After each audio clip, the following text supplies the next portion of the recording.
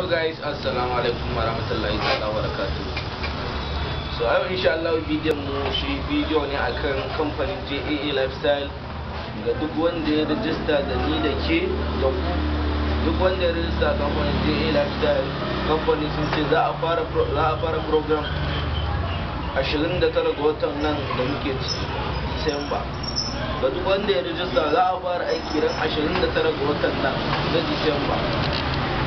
Kuma waɗanda ba su verify ba, idan ya wuce yau gobe, inda ya wuce yau da gobe shi kenan lokacin verify ya wuce akan naira 5,000 sai ka sa kuɗi mai yawa.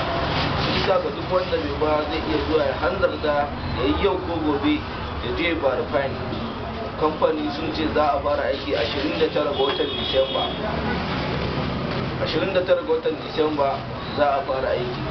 Kafin mu nuna muku mu shiga yadda mu nuna muku, muna roƙon ku danna mana subscribing, sannan ku danna mana ƙararrawar sanarwa ta yadda za ku dinga samun shirye-shiryen mu da zarar mun saki.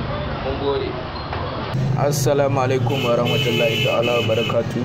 Kamar yadda muka ce za mu maka bayani akan abin da JAA Lifestyle ya faɗa lokacin da za a fara program. To da farko za ka shiga akan browser da kake amfani da ita. A shi nan na shiga.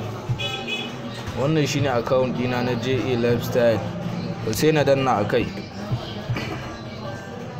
Bayan ka danna zai ka koje kamar haka. Tunda ni da man gashi gaskiya nan shine account dina ya riga ya bude wa. Wannan shine abinda kamfanin JAA Lifestyle suka faɗa. Tun daga nan zuwa nan.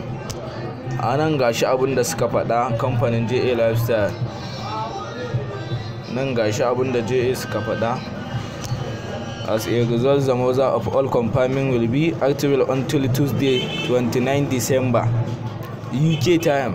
That everyone has until 29 ga watan 12 2020.